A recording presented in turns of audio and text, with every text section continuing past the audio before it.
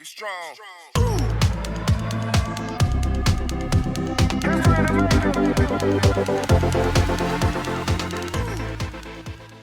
All right, you're in for such a treat today. I've got the father-daughter team. First of all, I love to see families doing things together. And also when they're writing books together, I mean, come on, that is beautiful.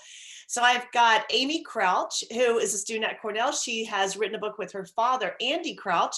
And I'm going to let them tell you a little bit about their background because Andy has such a wonderful background in ministry, and he's done so much, and just how they have raised their family. They're helping other families understand that, you know, we don't always have to be mastered by technology. The wonderful things that could happen when you master it and actually use it as a tool instead of it using you as a tool. So we're going to talk about that, but thank you so much for being here today. It is such a pleasure. Thank you. Well, okay, so you have to tell me a little bit about how you came upon this idea to write My Tech Wise Life. Yes.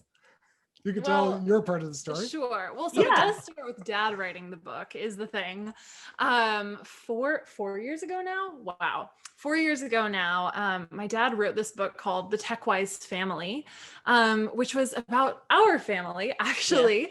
Mom, dad, and then my brother Timothy and me, about the choices that we had made when it comes to technology, how we were being intentional about our use of devices. And that was a great book.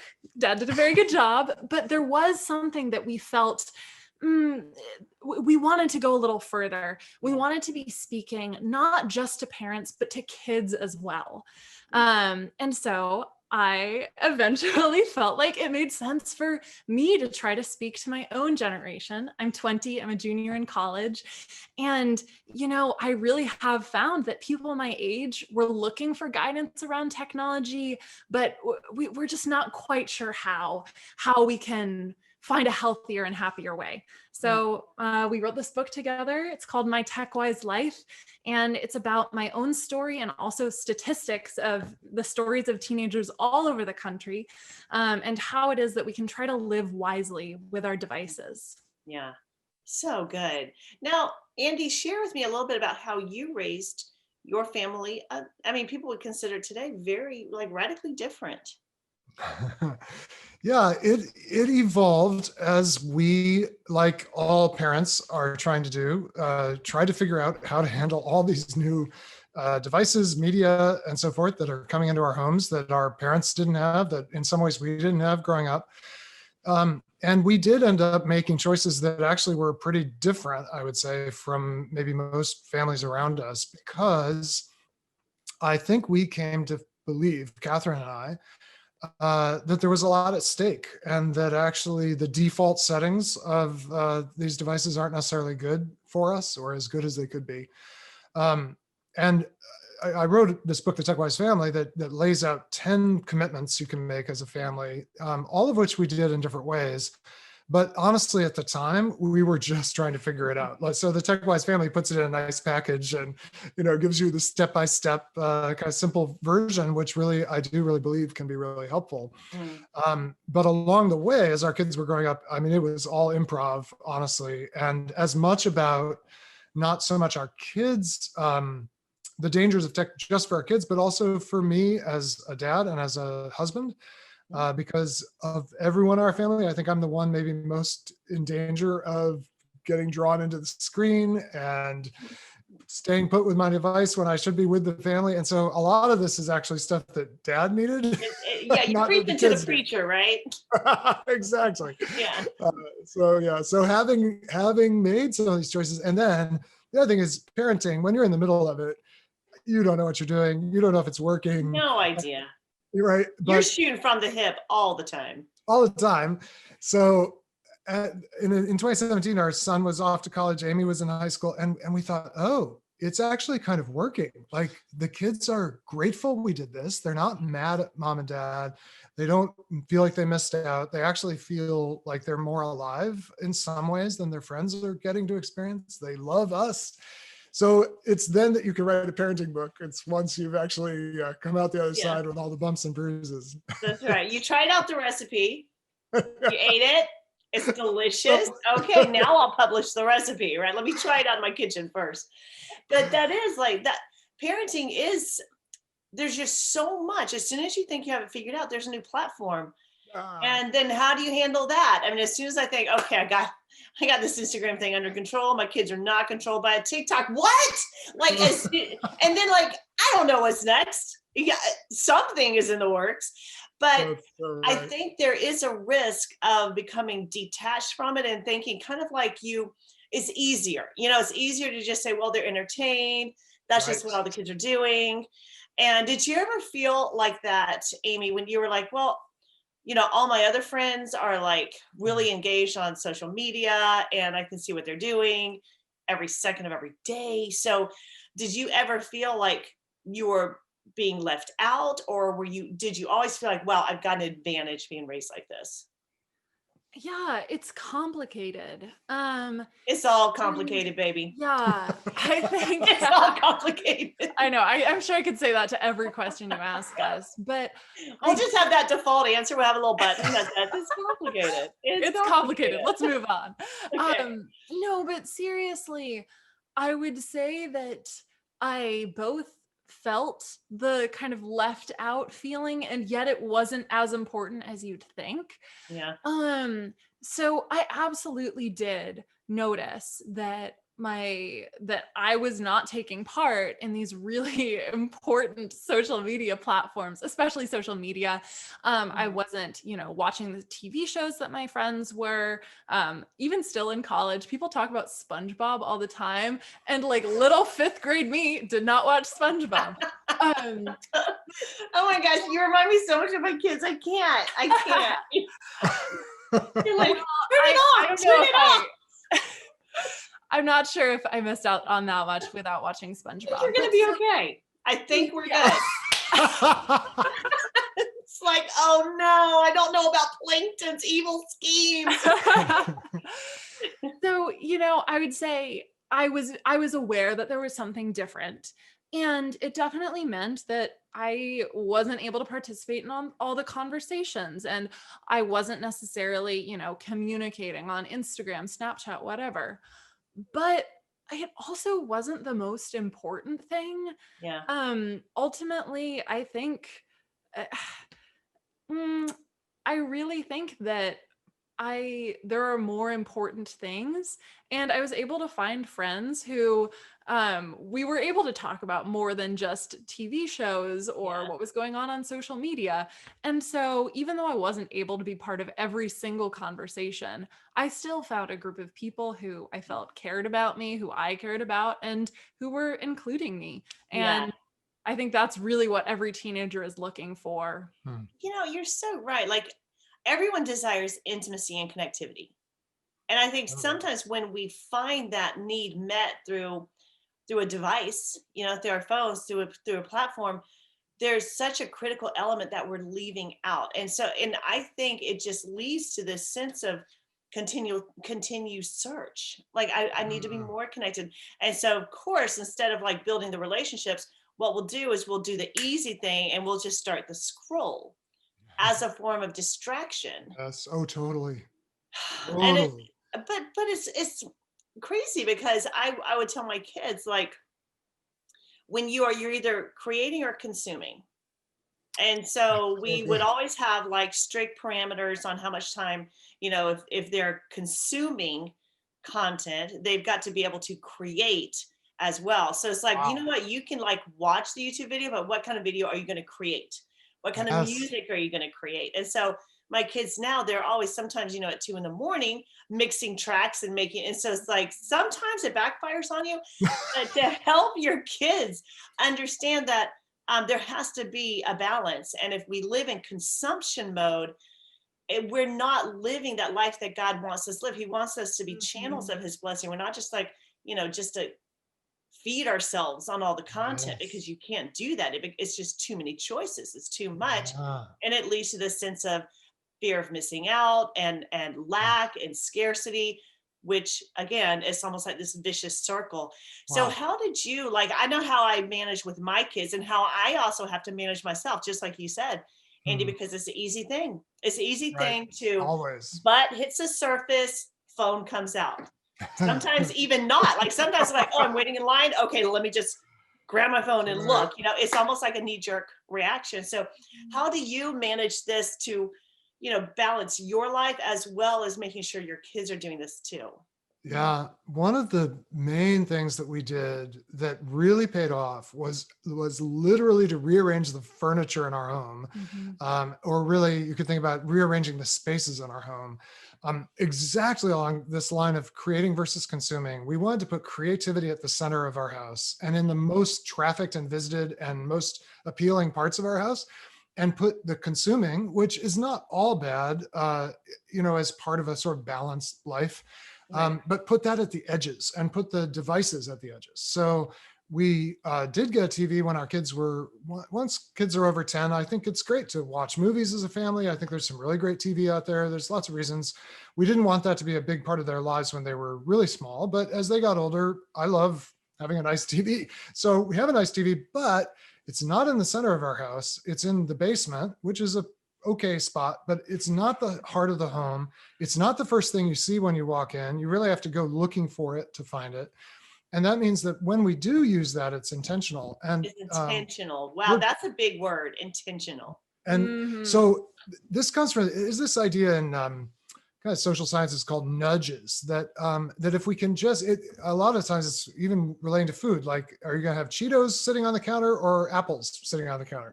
My Yeah. wife always made sure there were apples sitting on the counter, and I always Right. have to look for the junk food, right? Because she's nudging us to make better choices. Like you put the thing that's really going to be best for you in the long run, you make that the default option, and then you have to kind of make choices about the stuff that maybe is more complicated. Mhm. And we wanted to do the same thing. So we're talking to you here. We're sitting on the first floor of our house. It's not a big house at all. It's kind of an open first floor. And there are some devices. There is some technology, even in the frame here. We've got the Sonos music system. You can play music on our first floor. Yeah. But the main thing you see as you walk around our first floor is almost no tech. You see a piano. When the kids were growing up, you saw a craft table with all kinds of art supplies sitting right there in front of a big So picture good. window. Lots of books, the kitchen, the place to actually make food, create food together. And the laptops and the phones all had their place, but it was at the edge of the house. Yeah. So Oh, I that's think brilliant. create some nudges so that the easiest thing to choose is actually to create rather than the Mhm. easiest thing being to consume. Yeah. Yeah. Because it's almost like it's too easy.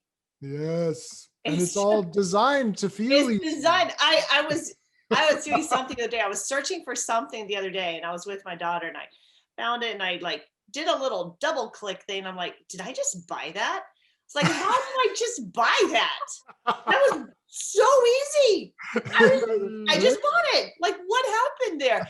But it's designed, to work with that impulse brain of just Yeah. like that knee jerk. I'll buy it. I'll consume it. I'll look it up. Yeah. And it's just so many choices. It's funny because I was talking with my kids and I said music when I was in high school, back when we had, we went by horse and buggy. And so like music back then was like everyone like listened, okay, this is pop music or Yeah. this is Top 40. country music Yeah. or, Yeah. and now it's like so many genres, so many niches, so many like do you like dark academia music? It's like, what is all of this? Like it's like everyone has got it. I need my unique different style. And so there Yeah. is an advantage to that because now in this globally, that was kind of hard to say for me, connected world, you can find your people. So you can find those, oh, there's Yeah. my dark academia people, whatever that is. I don't even know what that is. So someone's going to say, Hannah, I can't believe you're talking about this. It's sinful. I don't even know what it is. So I'm exempt. But you can find those people. So that's good. But then so many choices, you're inundated. And so Yeah. managing that feeling of I need to consume more because I need to know more in order to make better Yes. decisions. I think God sometimes, mostly all the time, is just like, you know what, you gotta be still. You gotta know I'm God. You gotta pull away and listen to the wisdom of the Holy Spirit. Because how many times, and I try to tell my clients this and my family this, as soon as we're faced with a problem, the first reaction is go to Google, how to, and then fill in the blank. Instead of just saying, could the answer be within me? Could God have a better answer than Google has?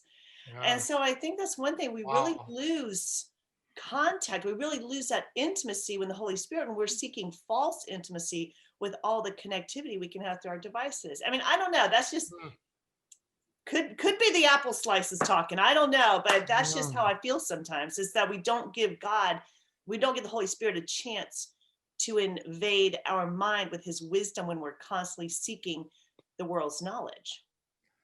Yeah, I think that's very profound, and making sure that there's enough room in our lives, enough space in our lives, and enough quiet in our lives requires a lot of intentionality these days. One of the things I think our kids had drummed into them fairly regularly was this phrase, creativity is on the other side of boredom. So when you're bored, what do? Well, one option is to go entertain yourself, to find something to distract you or occupy you. And now the glowing rectangle is always there wanting to distract you. So in a way, you never have to be bored. But if you're never bored, you never find out what's on the other side of boredom. And what's on the other side of boredom is actually, it's really inspiration, the infilling of the Spirit, the arrival of the Spirit, who is not just going to sort of force his way into our lives, but is waiting for a moment of attention and openness and quiet and even perplexity. Like, what am I supposed to do now? Like, what do I do sitting here? You have an amazing story about your youth group, even just asking for a couple minutes of silence and how hard that was. You should probably tell us. I was going to ask you that, Amy. I was going to ask if you find that people your age and maybe your friend circle, are they nervous with silence? I've noticed this about younger people, that makes them almost anxious. Stillness creates anxiety for them.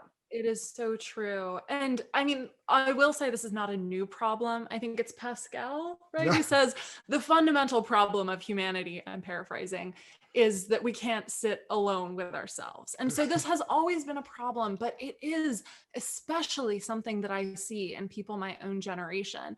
I tell the story in the book of this youth group retreat I went on, and it was a wonderful youth group and full of wonderful people. And so I don't mean to be criticizing, but we had this exercise of take 10 minutes by yourself, completely alone, and just silently read a psalm. And, that's a pretty standard prompt, right? That's a pretty standard activity. And so we all scattered off to our own places. I sat on my own reading some psalm, and I was like, oh, this is nice. I like this.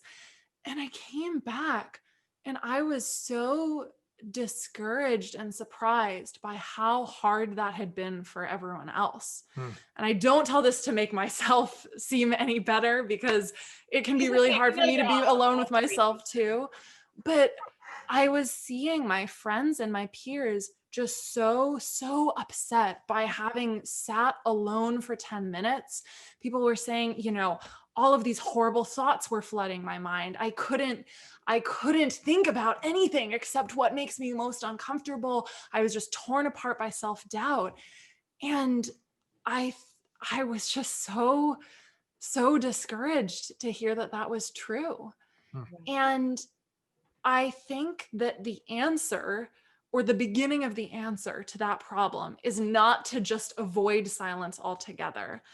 I think if silence is terrifying, then we need to enter into it more. Because as Dad says, on the other side, we will find grace and comfort.